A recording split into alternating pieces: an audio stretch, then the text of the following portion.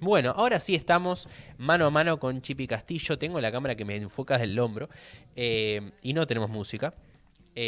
Pero vamos a hablar con Chipi un poco más saliendo, ¿no?, de la serie y yendo más a lo que fueron los 90 en términos reales. O sea, las personas que vivieron en los 90 van a enterarse en este momento qué interpretación a grandes rasgos, con los límites que nos impone este formato, podemos llegar a hacer de toda esa etapa. Es decir, qué cambios estructurales hubieron durante el menemismo, qué se pudo hacer, qué no se pudo hacer, qué resistencia hubo. Todas esas cosas las vamos a hablar ahora con Cristian Castillo, que está aquí a mi izquierda. Y bueno, vamos a arrancar con esto, Chipi, que veníamos conversando de cuál fue la previa. Vos algo estabas mencionando ya cuando estábamos hablando de la serie, pero me interesaría que profundicemos un poco cuál es la herencia que recibe Menem, por la cual también se puede explicar gran parte de lo que dura el mandato. Pero ¿qué país recibe Menem? A ver, la previa es Alfonsín aceptando el endeudamiento de la dictadura. Y una vez que acepta esa deuda, que en gran medida es la estatización de la deuda privada que hace Cavallo como funcionario del Banco Central al final de la dictadura militar, era una deuda esencialmente con bancos privados, que incluso no constataba toda la deuda, era lo que los bancos declaraban que era la deuda, y entonces le exigían un acuerdo con el FMI para renegociar esos pagos. En el marco de una crisis de deuda latinoamericana que había llevado a México a la cesación de pagos y que va a tener la campaña electoral del 83, que era qué hacer con la deuda. Alfonsín había hablado de separar la deuda legítima e ilegítima. La izquierda había planteado el no pago de la deuda externa, fue un gran eje de la campaña del movimiento al socialismo en aquel entonces. Y finalmente Alfonsín tiene un tira y afloje y termina aceptando el plan del FMI, y ese plan termina en un desastre, en el desastre de la hiperinflación, ¿no? Un esquema económico donde las exportaciones iban todas a primero la devaluación para mejorar las exportaciones y con eso pagar, y nunca se hace ninguna política de acuerdo entre las naciones, digamos, deudoras. Se especula mucho, se amenaza con hacer un club de deudores entre México, Brasil, Argentina, Perú, etcétera, pero nunca se hace nada, ¿no? Todos terminan negociando. Esto está contado por Juan Carlos Torre en Diario del Quinto Piso, el libro que escribe como funcionario de Juan Zurruil primero en un equipo especial y después del Ministerio de Economía. Y bueno, y eso termina en un desastre, termina en una escapada hiperinflacionaria. Para que entiendan, casi 2000% de inflación en un año.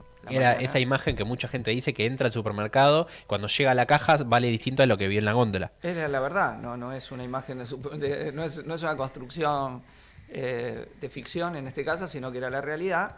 Y bueno, frente a eso cualquier salida se veía bien, pero en realidad el pico hiperinflacionario se da después de la derrota electoral de Alfonsín, lo que lleva, y eso se ve sí en la serie, que Alfonsín renuncia y entrega el poder antes, pues las elecciones se habían hecho muchísimo antes de la entrega del poder, ¿no? Entonces Alfonsín adelanta, va a Menem, intenta el plan Bungibor, fracasa, y en el medio van existiendo cambios importantes en la política internacional.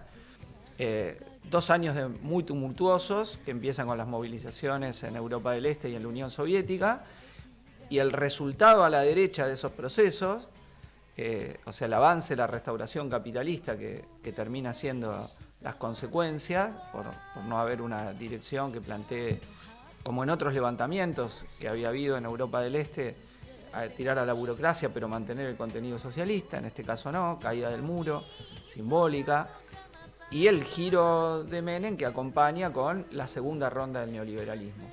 O sea, la primera ronda del neoliberalismo fue en Europa, o si quieren hay una previa que es Chile 73, Estado de Nueva York, donde empiezan algunas de estas medidas, pero fuerte, comienzo de los 80, gobierno de Margaret Thatcher en Gran Bretaña, Reagan en Estados Unidos, y socialistas que empiezan a tomar medidas neoliberales como Felipe González y François Mitterrand.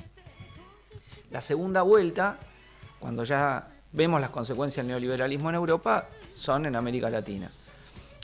Primera etapa de Menem, un intento de alguna otra cosa que no se sabe muy bien qué es, y luego aceptar un plan neoliberal directamente. Empieza por privatización y después Cavallo. Bien, ¿y ¿no? este primer plan tenía algo que ver con lo que él decía al principio, que él prometía el salariazo? Es No, decir, no, no, no, tenía, no, es un viraje en redondo. o sea, Viraje... el plan Bunge y Bor no tenía mucho que ver con las banderas del peronismo clásico, nada No, que ver. tampoco era una cosa intermedia, pero termina girando hacia el neoliberalismo abierto en un momento de ofensiva estadounidense y general, donde privatizaciones y flexibilización laboral es el dogma de los organismos internacionales, y eso es lo que aplican yendo más a fondo que en otros países latinoamericanos, donde hay un elemento común, que es que todos movimientos nacionalistas que son los que aplican el neoliberalismo. O sea, en México es el PRI, en Bolivia el Movimiento Nacionalista Revolucionario,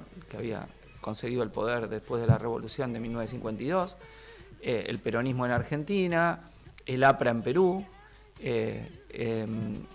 un intelectual de izquierda, el autor de la teoría de la dependencia, o de una de las alas de la teoría de la dependencia, como Fernando Henrique Cardoso en Brasil, con el Plan Real. Escribe con Faleto, Cardoso y Faleto. Cardoso y Faleto es el libro que todos hemos leído, Sociología. Bueno, él es el que lleva adelante el neoliberalismo, y en Chile el Partido Socialista. Entonces vos fijate, ese rasgo, no fueron partidos conservadores de derecha, sino partidos supuestamente con discurso anterior, nacionalista, más o menos antiimperialista, etc. Y bueno, y eso es una característica, ¿no? ¿Por qué? Porque es lo que les permite avanzar conteniendo al movimiento de masas.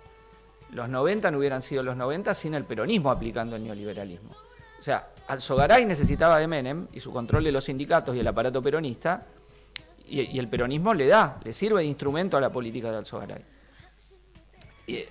Pero acá van más allá, acá terminan lo que ustedes van a hablar después, hasta entregando el petróleo, ponen la caja de convertibilidad, que obligaba a que no se podía modificar la paridad 1 a 1 si no era por una ley.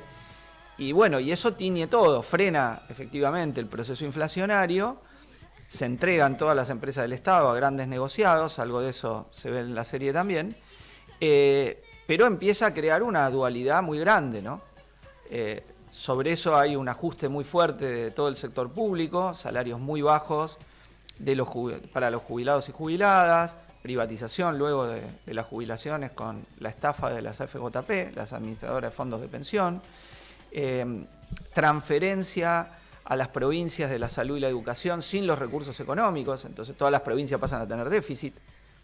O sea, te transfieren las escuelas con los maestros, pero sin la plata que el Estado destinaba. Y eso genera que las provincias que son más pobres tengan una educación, una salud en peores condiciones que quizás Buenos Aires. Y es la primera de las grandes crisis del menemismo, se dan en las provincias que producto de las transferencias sin recursos se vuelven deficitarias. El plan de Cavallo era liquidar hasta los estados provinciales y hacer 5 regiones.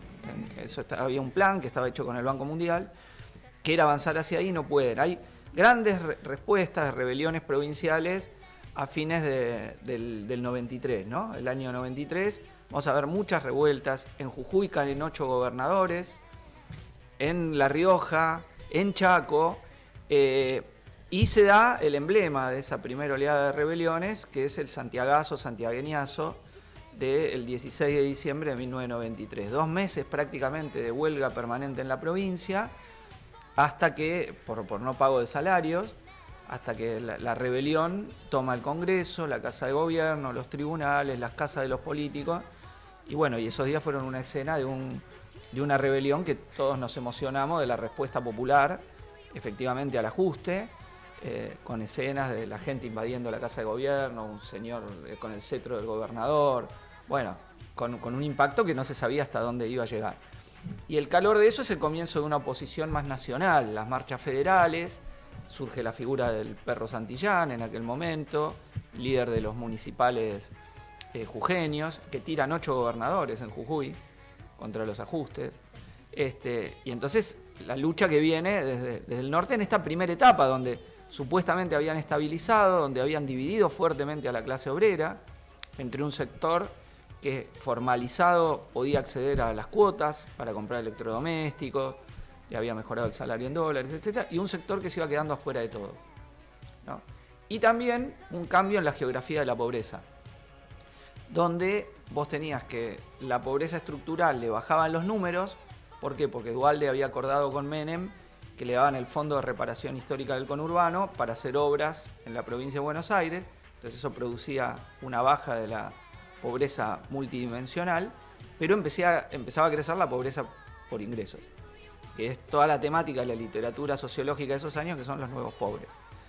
Es decir, sectores de la población que por ahí tenían una vivienda, pero sus ingresos no le alcanzaban para pasar la línea de pobreza. Entonces, según cómo vos midieras la pobreza por ingresos o por una cuestión de multivariable, te daba resultados distintos de qué estaba pasando en Argentina. Entonces, la identificación del núcleo dinámico de la pobreza de crecimiento era la pobreza por ingresos. Bueno, y ese dato es el que empieza a crear la fuerte dualización, privatizaciones, clases medias altas que son las ganadoras, que empiezan a poblar los country y los barrios privados, que se multiplican, las autopistas que se mejoran para que puedan llegar al centro de la ciudad, el crecimiento de la educación privada con el deterioro de la educación pública. Hasta los 90, ¿quién iba a la escuela privada? El que le iba mal en la escuela pública, el que no aprobaba. En mi época, los burros. Maldito. Es un mito que todavía está para la universidad eso. Bueno, no. Si te gusta la uva, eso es lo que dicen. No digo que yo lo comparto. No, pero cuando yo hacía el colegio secundario, era salvo los colegios de ultraelite. Pero a la privada media iba el que compraba el título. Eso claro. era el sentido común. De ahí viene. Sentido común construido. Y bueno, y esa dualización muy fuerte de la clase media empezando a lo privado, ¿no? La jubilación privada, la educación privada, la salud privada. Pero con rasgos de deterioro. O sea, hay la clave de la decadencia de la educación pública está en la Ley Federal de Educación, que provincializa los sistemas educativos sin recursos y crea una desigualdad, una tupacamarización generalizada de 24 subsistemas que, bueno, que tuvieron un nivel profundamente hacia abajo, ¿no? Y respecto a los cambios estructurales, vos mencionabas el tema de las privatizaciones, la salud, la educación. No, privatizaciones, clave, extranjerización de la economía. Cuando empiezan los 90, 2/3 de las principales 500 empresas son nacionales entre empresas públicas y capital nacional.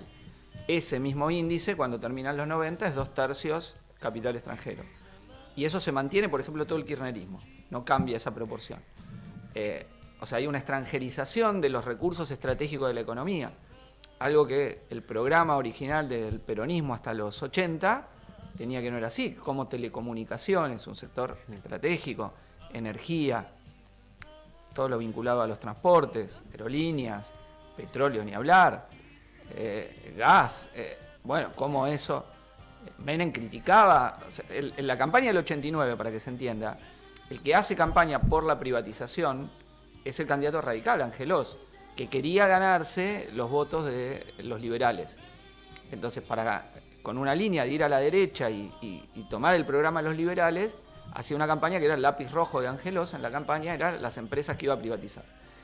Menem hace una campaña en contra de eso, y después termina aplicando un plan privatizador que es mucho más de lo que planteaba que iba a ser Angelós, con entrega hasta del petróleo y todo. Acompañando la dinámica que tenían los planes que se llamaban de estabilización por parte de los organismos de crédito internacional, que fueron grandes arietes en la introducción de las medidas neoliberales. Entonces, ese programa que incluía, bueno, el intento de estabilización de la moneda, en este caso con la caja convertible, privatizaciones y flexibilización laboral y apertura de la economía, es el combo que luego se va a conocer como Consenso de Washington, a partir de una cumbre donde los gobiernos latinoamericanos con el gobierno estadounidense de Bill Clinton firman los puntos que se comprometen a hacer, que es eso el Consenso de Washington. Es una reunión que se hizo en Washington, por eso se llama de ese modo, que es si vamos a ser todos neoliberales hasta la muerte. Y esas son las políticas que vamos a llevar adelante.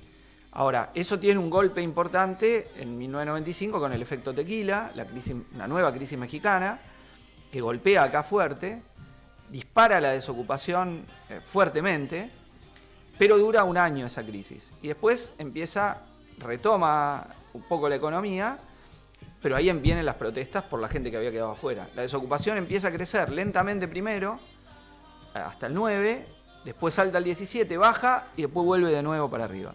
Y no para. Y es la resistencia de la segunda parte, lo que probablemente aparezca en la segunda parte de la serie, son las grandes puebladas de desocupados, años 96-97, ¿no? En el medio tuvimos la gran lucha universitaria contra la ley de educación superior, que todavía está, que nunca se anuló, ¿no? Una ley que apuntaba al arancelamiento del grado, que es lo que se frenó, pero no el arancelamiento de los posgrados, ni la mercantilización de gran parte de todo el sistema universitario. Pero se sostuvo la gratuidad en el grado y en contra del arancelamiento, etc. Eso fue una gran lucha estudiantil, muy, muy importante. La más importante que yo recuerdo, digo, que hubo acá como lucha nacional, ¿no? Y luego las grandes rebeliones de desocupados. Primero 96, Cutralcó, Plaza Winkle, o sea, lugares que por la privatización de YPF y los cierres tenían una desocupación todavía más alta que la media nacional, y donde estaba la riqueza del petróleo y ellos con desocupación altísima y hambre. Había muy poca asistencia social, muy poca. Piensen ustedes, cuando se va de la Rúa, antes del plan Jefes y Jefas de Duhalde, había, tomando todo el país, 300.000 planes, nada más, en una situación social absolutamente explosiva.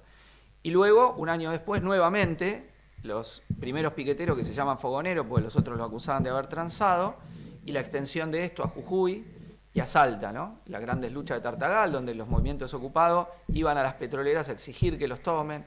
Lo mismo empieza a ver en el sur. Bueno, esas grandes rebeliones populares con asambleas populares de toda la población que participaba, transmitidas a veces en vivo y directo. Me acuerdo la transmisión de Crónica de una asamblea Cutralcó, Plaza Winkle, donde el intendente tenía que anotarse y votar como un vecino más, ¿no? En esa gran lucha, enorme lucha. Y bueno, y eso marcaba mucho, ¿no? Las rebeliones. O sea, es interesante porque la lucha de clases viene como del interior hacia el centro. También hay una gran pelea en Tierra del Fuego, los metalúrgicos de Tierra del Fuego en el 94, que lo matan a Víctor Choque, que muere en el medio de una gran huelga metalúrgica. Pero vos ves Tierra del Fuego, Neuquén, Jujuy, Salta, son epicentros ante Santiago del Estero en las rebeliones contra... O sea, hay un momento donde las principales luchas son, primero contra las privatizaciones, eso no lo hablé, hago un paréntesis porque es muy importante. O sea, el Menem que se impone es el Menem que derrota grandes huelgas contra las privatizaciones, grandes huelgas. Una gran huelga telefónica, hay grandes huelgas ferroviarias, hay la gran lucha del astillero Río Santiago, que es el que logra resistir, evitar la privatización y el cierre. Pero las otras son derrotadas. La telefónica, 20 y pico días de huelga, una asamblea en la cancha de Atlanta y levantan la huelga, ¿no? Guillán, el dirigente telefónico, levanta la huelga con la ayuda de la Iglesia y una gran crisis en la izquierda en ese momento, porque sus militantes en Telefónico no reaccionan, no pudren toda la asamblea, no hay prácticamente reacción y se derrota la huelga. La gran lucha en ferroviarios, que es mucho más importante, y posterior, y Menem ramal que para, ramal que cierra, su ataque, y una gran lucha, pero también derrotada, ¿no? También con un peso importante del MAS en ferroviarios, pero que no logra derrotar el plan privatizador de la burocracia, con Pedraza liderando la privatización. El mismo Pedraza, ¿no? El mismo Pedraza responsable del asesinato de Mariano Ferreira. Se sube a la privatización, y toda la burocracia entraba en la privatización. Entonces, y Gualdini, que te mencionaba, porque hay una gran movilización en Plaza Congreso de 40.000 personas, donde el grito que se impone era olele, olala, ahora todos juntos la huelga general, y Gualdini, que está hablando, tiene que responder y dice, vamos a llamar a la huelga general en el momento oportuno. Yo siempre digo, todavía estamos esperando el momento oportuno de esa huelga general, porque no hay un plan de lucha común, se deja pelear a cada uno por su lado, y así va derrotándose sector por sector. Después Somisa, que mencionaba Sofa, que así se llamaba la planta que ahora es Siderar, que después le van a entregar al Grupo Techín, la siderúrgica más grande del país, estatal era en aquel momento en la localidad de San Nicolás, que como la fábrica estaba tomada para desalojar, arreglan con el burócrata Brunelli, llevamos una marcha a Buenos Aires, hacen la marcha a Buenos Aires, toma gendarmería, se quedan todos afuera. Esa fue la maniobra cuento del tío. Para derrotar la gran huelga de Somisa, ¿no? Bueno, insisto, porque el neoliberalismo se impone con grandes derrotas sobre esas luchas contra las privatizaciones, que fueron muy importantes, pero construyendo un sentido común con la clásica: desinvertimos para que los trenes anden mal, la luz ande mal, el teléfono no te lo pongan nunca, y diga, peor que esto nada. Y entonces llegan las empresas, modernizan en parte lo anterior, sobre todo en el sector telefónico, y después es un regalo. Pues un negociado impresionante las privatizaciones. Había un cálculo hecho que si una empresa privatizada ganaba 10, una ligada a las privatizaciones 5,5, 6%, y la tasa de rentabilidad media era el 2,5%. O sea, la inversión de la teoría capitalista del riesgo, de que cuanto más riesgos tenés, más ganás, acá era riesgo cero, porque tenías mercados cautivos, y ganancia extraordinaria.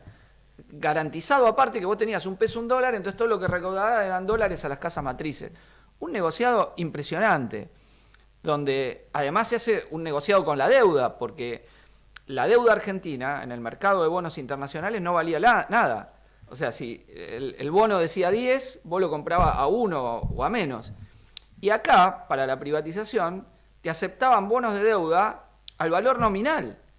O sea que el Estado argentino le estaba pagando 10 veces más que en el mercado un bono de deuda, y entonces hacían consorcios entre bancos que tenían bonos de la deuda argentina, operadores locales y operadores internacionales que entraban a los negocios de la privatización. Y después veían quiénes se quedaban. Algunos se metían en todo y después se iban, cuál era más negocio. Pero fue una estafa de licuación de la deuda, donde eran infinitamente más baratos los bonos en el mercado de deuda que lo pagaba el Estado argentino, lo pagaba al precio nominal, algo insólito, y que fue un negociado monumental. Y entonces se va precarizando el empleo, las leyes de flexibilización laboral que ponen, favorecen la precarización del empleo, y un salto enorme de una desocupación sin contención, ¿no? O con contención muy relativa. En la provincia de Buenos Aires, Duhalde tenía un sistema, las manzaneras, que ayudaba, contenían en el barrio, etcétera, pero eso empieza a explotar por todos lados. Viene del interior hacia el centro, pero empieza a explotar. Y bueno, y eso va generando una oposición, que lo que ustedes decían de una cosa de la serie, que hay que criticar, es porque hasta donde se vio, por lo menos en esta primera parte, va a haber segunda obviamente, la crítica no va más allá de la corrupción.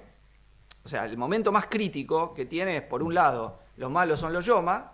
¿Quiénes son los malos? Los sordios, los Yoma, los árabes, etcétera. Los Yoma, los malos de toda la película. No hay gran capital argentino, no tiene nada que ver ahí. Es un capital mafioso, no el capital en su conjunto.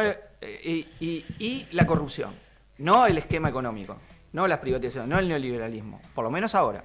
Quizá el personaje, el hijo de Olegario, se volverá más crítico y termina que es de izquierda. En el 2001. Viste que el padre dice que es de izquierda, sí, vos, lo acusa, ¿no? Con tus pensamientos izquierdistas, pero le dice. eso es interesante porque el sentido común progresista no iba más allá de la corrupción. El gran libro de Berbisky en los 90 es Robo para la Corona, corrupción. Claro. La Nata, la Asociación Periodistas, que criticaba la corrupción del menemismo. Y es parte del programa del Frente Grande y luego de la Alianza. El Frente Grande que emerge como un resultado del descontento de los sectores progresistas, con Chacho Álvarez como gran figura, y luego se amplía a Graciela Fernández Meijide y otros dirigentes. Hay una primera reunión que hacen en la confitería El Molino entre Pilo Bordón de un ala del peronismo, Chacho Álvarez y Freddy Storani, que es la base de lo que después va a ser la alianza, el Frepaso primero y la alianza después. Y bueno, y eso ya le gana la elección de medio término del 97, ¿no? Hacen el acuerdo, Frepaso, o sea, en el 95 Menem reelige, con la idea del voto cuota, que si ganan los otros se va a la estabilidad, entonces hay un voto enormemente conservador, incluso de gran parte de la clase obrera, ¿no? Que vota Menem. Claro, porque si vos sacaste un crédito o 3 cuotas, si No, saco el 1 a 1... Ahí eran como 30 cuotas, tenías, y el sector que tenía consumo mientras ibas dejando los desocupados en el camino, mientras iba creando valores individualistas de desprecio al que estaba abajo, y te piso la cabeza, y otra dinámica, ¿no?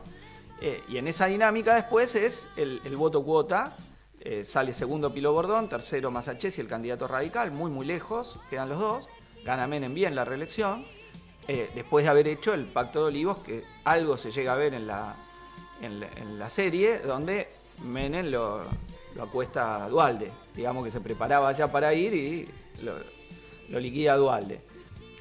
Yendo él a la reelección, ¿no? Jugando la reelección, yendo con Alfonsín. Ahí hay un discurso que da Cristina Fernández de Kirchner reivindicando toda la estabilización que había hecho el peronismo, ¿no? Se puede leer, buscar en los medios qué hace ahí diciendo los peronistas. En el Senado. Estabilizamos todo. No, en la Asamblea Constituyente del 94, ella es diputada constituyente, donde hace un discurso que reivindica muchísimo toda la estabilización. Y después Néstor Kirchner es un hombre de caballo, digamos, en la gobernación de Santa Cruz, no tiene un sí y un no, reivindica la presidencia de Menem, a Cavallo como ministro, Bueno, Cavallo se va en el 97, si no me equivoco, 96-97, cuando se enfrenta a un sector de la burocracia sindical, quería ir más a fondo y no puede, y entonces Cavallo se va. Menem también lo veía como un rival, también lo saca de ahí, pero viene uno que lo continúa, que es Roque Fernández, ¿no? del SEMA.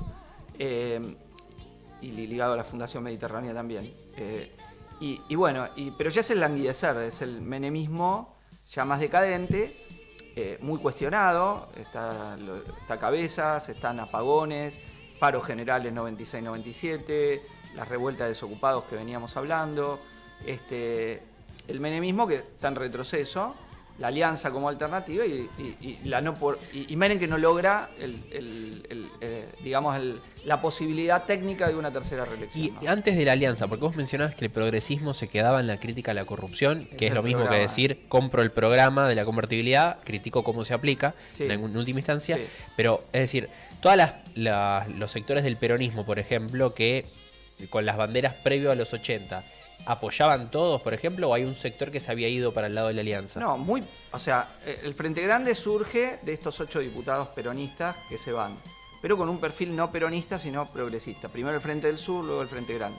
Se va una figura que primero está con Menem, que es Pino Solanas, y después se va, incluso lo balean a Pino Solanas, los menemistas, por algunas denuncias que había hecho, y se transforma en un crítico de todo el neoliberalismo. Toda la cinematografía de Pino Solanas luego va a ser una denuncia de todas las políticas de Menem, toda la entrega latinoamericana, etcétera, ¿no? Pero primero lo había apoyado a Menem. Y ese sector tenía una crítica un poquito más a ciertas medidas, pero se van dirigiendo cada vez más hacia la corrupción.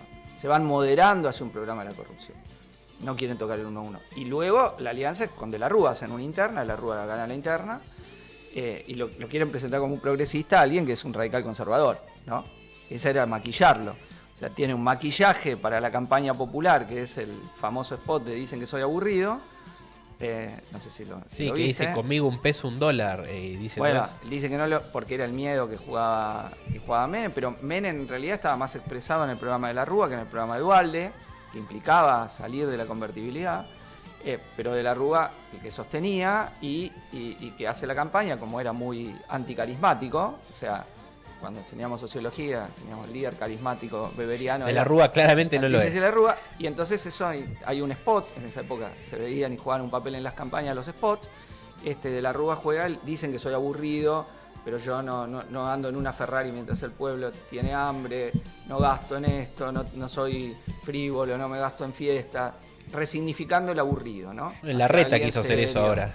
Bueno, se juega cuando la personalidad no es carismática ese recurso. Bueno, De la Rúa juega y gana la elección, y rápidamente salta la corrupción del Senado, ¿no? Con De la Rúa. ¿Por qué?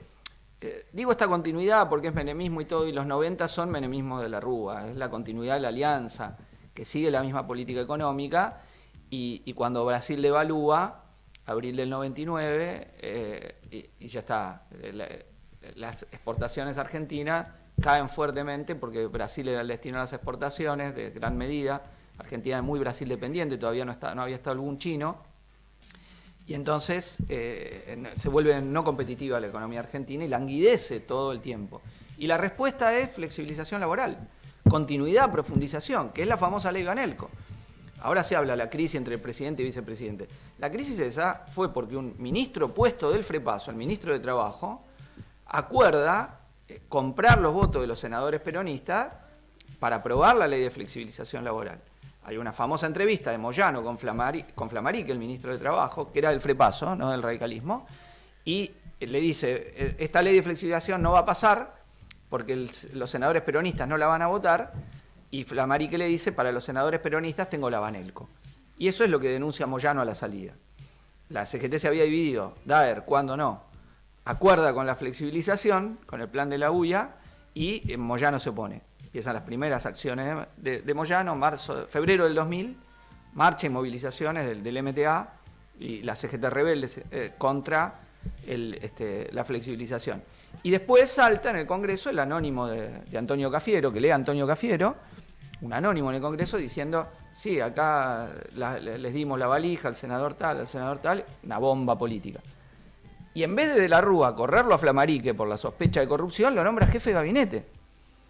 Bueno, imagínate, yo no me olvido más la cara de Chacho Álvarez de quererse morir cuando está en la jura del tipo y dice, en vez de, porque se habían desmarcado los del Frepaso, del hecho de corrupción, cuando Salta habían sido el partido anticorrupción, la línea, y Salta que habían comprado los votos en el Senado de la Nación, y termina renunciando rápidamente. Porque Salta ese escándalo, al núcleo del programa. Pero insisto, de la Rúa no va a revertir las privatizaciones ni nada. El sentido común seguía siendo noventista. Por eso te digo, la crítica en la serie, todavía donde llegó, está en el plano de la corrupción menemista. No salta de ahí, que la hubo, por todos lados. No es para negar ese aspecto. Se calcula que de cada 5 pesos que entraron por privatizaciones, que entraron 30.000 millones de dólares por privatizaciones, uno fue a pagos de corrupciones varias, de escándalos varios. Entonces, pero no el contenido social que tenía esa corrupción, que eran los negocios capitalistas a costa de la clase obrera, la pauperización de los trabajadores, la flexibilización, la precarización, los trabajadores eventuales, la división entre el efectivo y el eventual, la gran traición de la burocracia sindical, el pase en masa del peronismo al neoliberalismo. O sea, todo lo que surgía de oposición era en contra del gobierno menemista y peronista. Algunos decían traicionó, pero es difícil entender la mutación que después se va a dar con los Kirchner, que retoman un lenguaje antinoventista cuando ellos habían sido parte del engranaje de los 90, ¿no? Pues habían gobernado con la lógica noventista, no con otra lógica, ni se habían ido del peronismo con los indultos. Es decir, son banderas que tomaron políticamente con los nuevos aires luego de la rebelión de diciembre del 2001, ¿no? Que se lleva puestas en gran medida las ideas de los 90. O sea, cambia el sentido común. La crisis fue por el neoliberalismo y los 90, ¿no? Y se podría decir que el 2001, porque uno lo puede leer de muchas maneras, ¿no? Pero que el 2001 le puso fin o derrotó el plan de la convertibilidad, o también tiene que ver con el resto de la situación internacional que cambió el aire. El plan de la convertibilidad sí se derrota porque cambia. Lo que pasa es que ahí se fragmenta la burguesía entre los que querían dolarizar y devaluar. Y los que usufructúan en la rebelión popular son los devaluadores, que estaban con Duhalde, con Clarín y con Techín, que estaban en el ala devaluadora. Que de hecho Kirchner es el candidato de Duhalde. Claro, que en eso te digo, Duhalde, primero cuando decide no seguir en la presidencia, luego de la masacre de Puente Pueyrredón, hecha también por el gobierno peronista, no olvidemos, Maxi y Darío asesinados por ese complot desde el gobierno a esa masacre de Estado, que pierden la vida Darío y Maxi, cuyos responsables intelectuales y políticos nunca tuvieron ningún castigo, solo los responsables materiales Acosta y Franchotti. Primero se especulaba un continuador de derecha, Reutemann, que no se sabe qué vio, lo postulan a De la Sota, pero no medía, en la época se decía no mueve el amperímetro, no le iba bien en las encuestas, y ahí decide apostar por Kirchner, a la vez que hace un diseño de que los partidos puedan presentar los candidatos que quieran. Y entonces, porque si no iban a una guerra, Menem se quería presentar de nuevo, el Adolfo el Breve, que había tenido su semana, también se quería presentar, y bueno, y se presentan los partidos estallados. 3 candidatos de origen radical, Moró, que le va muy mal, saca el 3%, Lilita Carrió y López Murphy, que sale del radicalismo, y del lado peronista, Menem, Kirchner y el Adolfo. Que ganó Menem en realidad. Gana Menem con 5 candidatos muy parejos. Menem, Kirchner, López Murphy, Carrió y el Adolfo salen en muy poca diferencia. En menos de 10 puntos están todos, ninguno supera el 20 y pico. Es una enorme fragmentación del sistema político, y Kirchner, que sube como un hombre puesto por Duhalde, le garantiza al aparato dualdista llegar a balotaje, pero alguien que no se sabía qué iba a hacer. Esa es la verdad, no se sabía qué programa tenía, qué línea, y bueno, y luego tiene el olfato para ver acá los aires cambiaron. Y empieza con un programa diferente, le toma el tema de los derechos humanos, el ataque a la justicia menemista, que era la cooptación total de una corte increíble de todos los amigos de Menem, o gran parte de los amigos de Menem, los jueces de la servilleta, bueno, todo ese sistema, la penetración de los servicios en la política. Y en el medio, sí, bueno, los hechos de escándalo, ¿no? Los 2 atentados, donde todas las sospechas de por qué terminan siendo acá, ¿no? Embajada de Israel y AMIA, el primero nunca se supo qué pasó. El segundo, hay una versión oficial y hay otras sospechas, la implicación de la llamada conexión local, la responsabilidad del Estado argentino en el crimen, cosa que ahora se quiere dejar prácticamente de lado, lo que no se quiere investigar, y cerrar una versión oficial que baje Israel y Estados Unidos sobre el hecho. Río Tercero, estallido de la fábrica de armas por el negocio de contrabando de contrabando a Croacia y en la guerra de Ecuador y Perú. Bueno, escándalo que se tapan con la voladura de la fábrica militar y una ciudad, y eso nunca pasó nada. Digo, cosas grandes que pasan durante el menemismo. Bueno, y finalmente Menem acomodándose, ¿no?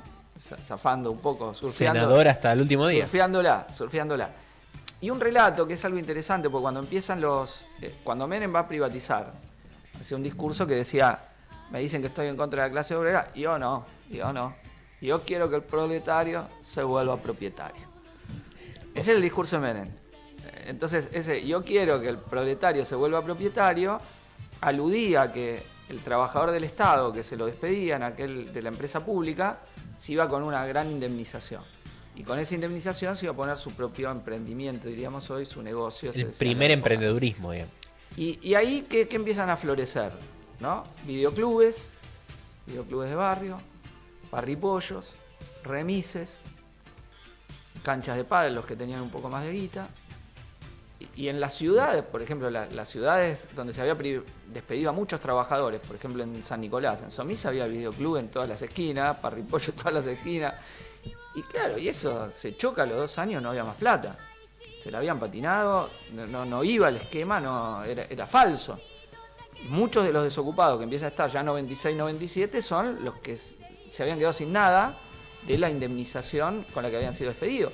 Y después, Somisa transformada en Siderar, con Techín, no trabaja menos gente que la que trabajaba ahora. Lo que pasa es que ahora trabajaba la mitad tercerizada. Entonces, la mitad estaba en empresas contratistas, muchas de las cuales la manejaba la propia UOM, y vía sindicato de construcción, vía convenios más flojos, pero vos hacías el total de la planta laboral y no había cambiado mucho, ¿no? Lo mismo en el ferrocarril, donde tercerizan todo, hay enorme cantidad de despidos para tercerizar y flexibilizar, y esa había sido una característica, o en Telefónico, donde empiezan las luchas en contra de eso. Hay una gran lucha en el 2001 de los pasantes de la UBA, a partir de una estudiante que estaba embarazada y no le quieren renovar el contrato. Y se toman varios edificios telefónicos, me acuerdo dando clase pública en la puerta de una de los edificios de Telefónica. Bueno, eso empieza la rebelión, ya adelantando algo que después se va a continuar, ¿no? De mejora de condiciones salariales, contra las tercerizaciones en muchos de los sectores privatizados, el subte como un gran emblema de los que consigue gran parte de eso en el clima del primer kirchnerismo y el sindicalismo de base, ¿no? Parte de esa lucha y la organización independiente. Pero entonces, digo, eso porque es una mentira que ahora quiso poner Milei, ¿no? Vamos a sustituir empleo de calidad, emprendedurismo, todo eso es una mentira del capitalismo. El capitalismo es la concentración creciente de la economía, la tendencia a la monopolización y oligopolización de las distintas áreas de la economía, y es eso. Así funciona este sistema, y después te deja fuera, dejará un pequeño área, etcétera, y si no, la plena informalidad. Es donde te deja, es el emprendedurismo de la informalidad, del me la rebusco como puedo. Eso es lo que te deja, los márgenes, cómo te quedás y podés estar, que es como la gente se está tratando de ganar la vida ahora en una circunstancia donde tenés laburo y no te alcanza la guita. Claro, o no tenés, Uber. El que tiene suerte de tener un auto, Uber, ¿no? Que parte del crecimiento de los autos es por Uber, por el negocio de Uber, que no se dice. De una parte de la compra de autos es para el negocio de Uber, de usados y cosas, y cero, donde la gente se empeña para tener un laburo, una salida laboral, y mucho menos, te corto el pasto si puedo, bicicleta, más que Uber, más popular la bicicleta, y hago lo que puedo, segundo, tercer laburo, como puedo, ofrezco cosas que puedo hacer, trueques, cambios, oferto lo que puedo. Las pibas y pibes OnlyFans, apuesto al casino me hago cajero o cajera. Bueno, ya las formas más degradadas de la informalidad laboral, ¿no? Bueno, eso es la pérdida del empleo formal. Ahora estamos en una vuelta de tuerca de nuevo. Lo que quiere la burguesía quiere eso cuando dice reforma laboral. Más precarización, más informalidad, que crece mucho en los 90, decrece un poco en el kirchnerismo, pero no vuelve a los niveles anteriores ni ahí, manteniendo gran parte de toda esa estructura dualizada. Y ahora nueva vuelta de tuerca que estamos viviendo, ¿no? Y esto ahí porque también la producción nos está queriendo echar, pero para preguntarte también, Chipi, también para ir concluyendo, veo que por lo que vos decís hay muchas diferencias con el intento de esta nueva aplicación neoliberal y, digamos, lo que sucedió en los 90, más allá de muchas similitudes que tiene el gobierno de Milei, incluso su evocación explícita al menemismo como la primer presidente que llegó a reivindicar de principio a fin el gobierno de Menem, pero que hay un cambio completamente en cuál es la espalda que tiene el gobierno de Milei para aplicar el plan, esta nueva vuelta de tuerca que vos decías, ¿no? No tiene el aparato del peronismo, o sea, intenta cooptar todo el tiempo los votos y todo, pero es evidente que es una fuerza que surge de la nada, cooptando gente de todos lados. El menemismo era el aparato peronista, casta, fuerte, dura.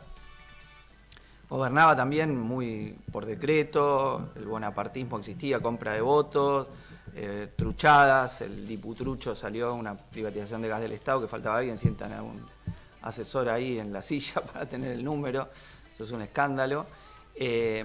O sea, tiene puntos de contacto con el esquema económico, aunque no es el mismo, pero después, obviamente, el Menem tenía más poder político porque tenía el peronismo.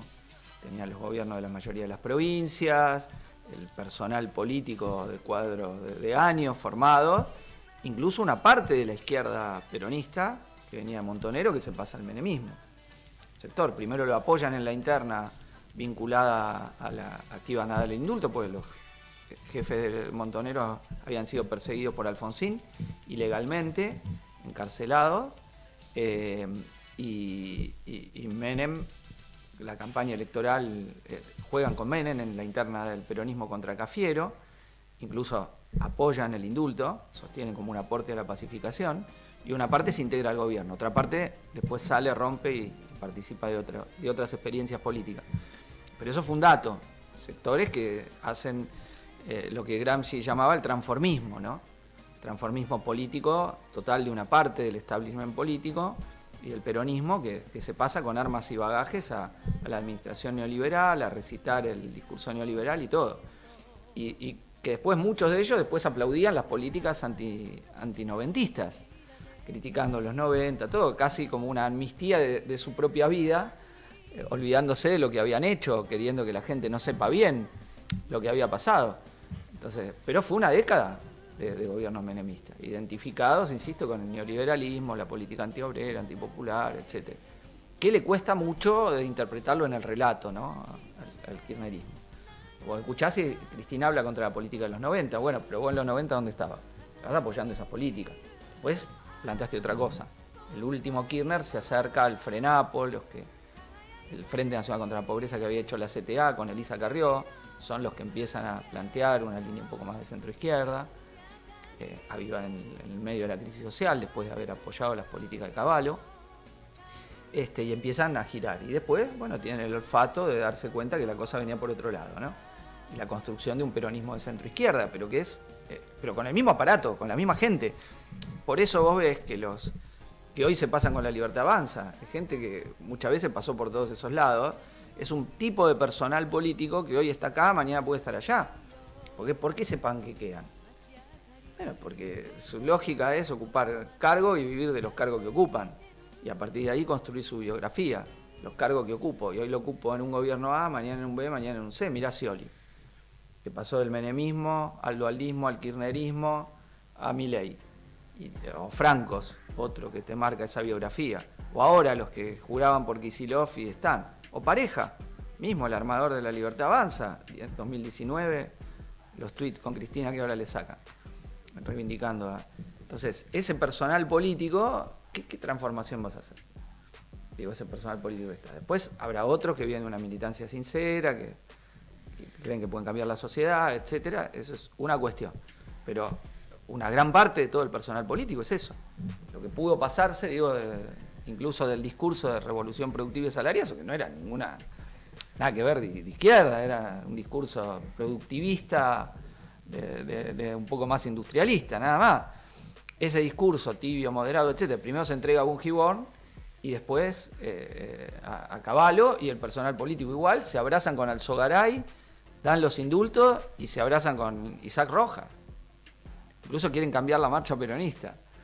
Viste que la marcha peronista es una parte que es combatiendo al capital y la quieren cambiar por con trabajo y capital.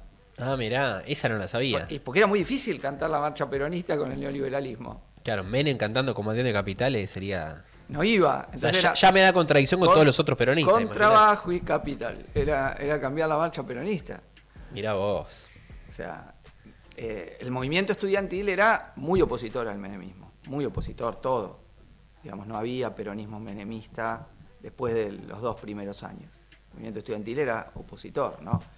Incluso con la idea de yo no lo voté, ¿no? Las marchas estudiantiles. No lo votó nadie, ¿viste? Nosotros discutíamos que estaba mal ese canto, yo no lo voté, porque entonces votaste a los radicales, pará, ¿qué era?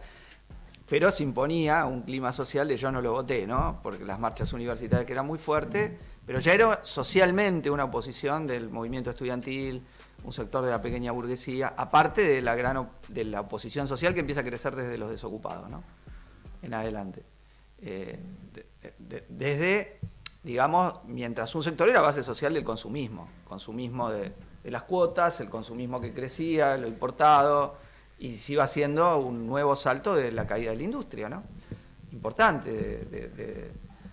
de la caída de la industria en la proporción de la economía nacional, que se va a ver durante todos los 90, ¿no? Una pérdida permanente. Un poco lo que estamos en eso sí tiene un parecido. Hay varios elementos parecidos con el plan de Milei, pero no es exactamente lo mismo, no es estrictamente lo mismo, ni como vos decís, tenía la misma fuerza política, ¿no? Porque la pregunta era, ¿cómo se pudo hacer esto sin un golpe de Estado? Bueno, por el aparato del peronismo. Oh, y además en la derrota de las huelgas que vos mencionabas. Claro, fue con una derrota de la lucha de clases. Que es algo que no sucedió con el gobierno de Milei hasta ahora. Y que no va a ver, no existe un plan de gobierno que dure tanto en el tiempo que plantee cambios tan profundos sin antes derrotar la lucha de clases. Bueno, pero Milei es más débil de abajo, pero lo va haciendo de otra forma. Tiene que adecuar las formas a la fortaleza política que tiene, ¿no? Bueno, veremos. La lucha está abierta, ¿no? Está por verse. Claro, Menem tuvo una crisis inicial muy fuerte y después se estabilizó, ¿no? Menem tiene rebelión de los colectiveros, fue la primera lucha importante, después las peleas contra las privatizaciones. El clima internacional es cierto que iba a favor de la línea Menem. La apertura, que era el momento de auge de la llamada globalización. En todo el mundo eran las recetas, en Latinoamérica y Europa del Este eran las recetas que había, eran privatizaciones, apertura, capital. Ahora estamos en un giro proteccionista en gran parte de los países, alentado por los Estados Unidos, suba aranceles de todos lados, entonces la política de apertura de Milei suena en otro plano, ¿no? No es la tendencia del capital mundial, aunque gran parte se mantiene, de la estructura globalizada, pero con una tendencia de los aranceles fuertes, ¿no? Y eso es un cambio importante, no es la tendencia lo que prima en el mundo, ¿no? Bien. ¿Tenemos preguntas? ¿Comentarios? Tenemos comentarios. El problema es que la producción nos está echando porque tenemos una columna más que está nuestra compañera Maga Peralta que va a venir a hablar de la privatización de YPF y que nos quedan solo 15 minutos, pero me prometés que contestás rápido. Dale. Dice, que hable por favor de la pata izquierda del menemismo, el PC y el Colorado Ramos. Sin repetir y sin soplar. Colorado Ramos terminó embajador de Menem en México, ¿no? Entonces la izquierda nacional terminando embajador de una política neoliberal, ¿no? Fue una caída un desbarranque total. No, el Partido Comunista lo llamó a votar a Menem primero, no lo votó a Menem porque fue en Izquierda Unida, en un frente con el MAS, pero después planteó que asuma Menem. En el momento de Alfonsín Menem hay un momento de crisis, saqueo, un estado de sitio, y ahí la consigna del PC era que asuma Menem, ¿no? O sea, es muy impresionista lo que me dice acá Yago Nicolás, que era la pata izquierda del menemismo, digamos. No, fue opositor. Incluso después va con Izquierda Unida. No, antes va con Izquierda Unida en el 89. Pero revive después, ¿no? Izquierda Unida. Bueno, pero ya ahí explota el Partido Comunista después. Con la caída del muro de Berlín, el Partido Comunista tal como era, ya empezó a implosionar. Entonces deja de tener la fuerza que había mantenido, el peso que había mantenido hasta el 90, ponele, 91. Después explota con eso, ¿no? Porque no puede dar respuesta. Y en eso que mandaba Gaby Liz de la anécdota, es la crisis de poder explicar lo que estaba pasando en Europa del Este que tenía el MAS, que opinaba que había una revolución democrática en marcha y entonces que iba a terminar el socialismo, y la liberal Adelina Viola dice que socialismo las pelotas, le cierra el debate y no tiene argumentación Silvia Díaz para poderle confrontar en un debate televisivo que había acerca de lo que estaba pasando, ¿no? Es cierto que el destino iba a ser ya un triunfo total de la restauración capitalista, era difícil de ver en ese momento, pero el MAS en aquel entonces tenía un programa solo democrático, y entonces ese programa democrático era un límite total, porque ya había fuerzas que estaban impulsando la restauración capitalista, por ejemplo en Alemania. El MAS opinaba que la unificación de Alemania era en sí misma un triunfo, pero la unificación alemana hecha bajo formas capitalistas era la ampliación del poder del imperialismo alemán, ¿no? Un triunfo del movimiento de masas, ¿no? Entonces esa línea política que habían tenido los invalidaba para poder tratar de entender lo que estaba pasando, y bueno, que termina siendo con un avance del neoliberalismo y de la restauración capitalista. Es decir, nos metemos el balance y Europa del Este. Del morenismo tenemos para rato, y acá pero esto fue importante para ver el dato del debate acá, que fue una de las cuestiones que bueno, no poder haber respondido a ese tema de la lucha de clases, y haber tenido una teoría débil que llevó luego a la fragmentación, ¿no? De lo que fue el viejo movimiento al socialismo, donde nosotros surgimos antes, ¿no? En el 88 el PTS, pero es la incapacidad de responder a esa situación. Obvio que era una situación difícil, una situación de derrota, de retroceso fuertemente de la izquierda, del menemismo, de una lucha, esa sí que fue totalmente contra la corriente, por el clima político, cultural, muy, insisto, frívolo. La frivolidad. En la serie aparece algo que es Ricky Maravilla cantando en una fiesta. Sí. Bueno, era eso, Ricky Maravilla, un cantante popular, en la fiesta de Punta del Este, ¿no? Se como idolatraba.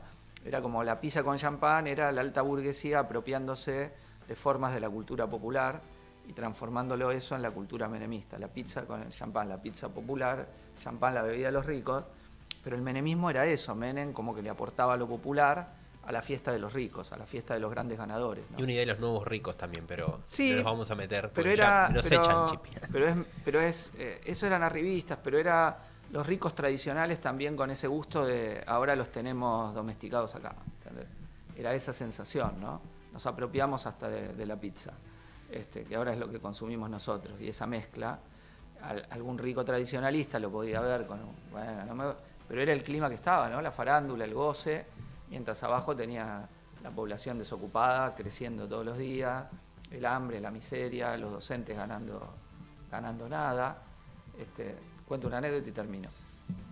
Recuerdo un día, a fines de los 90, ya estábamos comienzos de los 2000, pero era todavía el signo de la crisis, y yo iba caminando por 11 y me para 12 de la noche, un día garubando así, y me para un tipo con un revólver así, ¿no? Me apunta.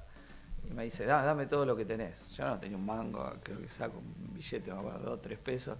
Y digo, tengo esto, no tengo más. ¿Nada más tenés? No tengo nada más. Me dice, ¿y qué haces? ¿Qué haces? Me dice, yo soy docente. Y el flaco, perdóname, disculpa, se arrodillaba, ¿no? Que me estaba robando. Perdóname, no lo puedo creer, perdóname, acabo de salir, no tengo plata, necesito algo, discúlpame. Claro, digo, no, andá, no hay problema, no pasa nada. No te disculpes. Bueno, se fue el chabón, yo me fui para mi casa, pero era la lógica de que los docentes era que no ganábamos nada, ¿entendés? Y bueno, sigue pasando. No, pero en ese momento era un momento de crisis total, ¿no? Las grandes marchas, las grandes huelgas, la carpa blanca como símbolo, y era que los docentes estábamos, la consideración social de que no nos podían robar a nosotros. No. Así Muy que buena, muy buena. termino La voy a usar, Chipi, esa para cuando me usala, pero encañonen, ¿eh? cuando te engañas decís soy docente, loco, Sí, no, sí. pará.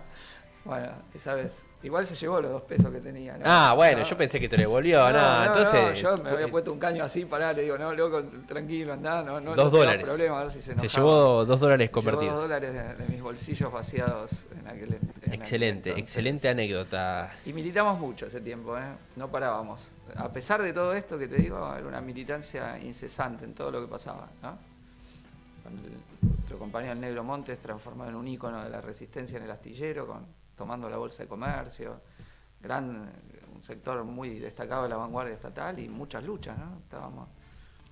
Parece que no, uno dice no podíamos hacer nada y nada, pero militábamos mucho en todo lo que había, ¿no? Todo lo que había tratábamos de participar, de hacer, de expresar, de ligar. Éramos una corriente fuerte en el movimiento estudiantil, muy importante en aquel entonces de lo que hubo bajo el menemismo, ¿no? Hicimos lo que se pudo. Bien, bueno, tendremos que volver a invitarte a vos y a Gaby Liz para que nos cuenten entonces la discusión del balance con el morenismo, el viejo más, qué pasó, todo esto que explicaste ahí de por qué no estuvo a la altura. Me parece que estaría excelente. Y ahora, bueno, nos tenemos que despedir. Hacemos un breve corte, pero de 2 minutos porque ya estamos muy tarde. Y va a entrar Maga Peralta a hablarnos sobre la privatización de YPF, que es el caso emblemático que está en boca de todos desde hace varias semanas. Así que bueno, Chipi, te agradecemos mucho por participar. Nos quedaron muchas cosas por hablar, pero siempre estás más que invitado a conversar con Bueno, nosotros. no sé si no fue un poquito desordenado, pero No, excelente, espero que excelente. algunas ideas claras hayan quedado y algunos mitos hayamos derrumbado. Excelente, sí, desde ya que sí. Bueno, gracias Chipi, aguárdenos ahí que ya volvemos.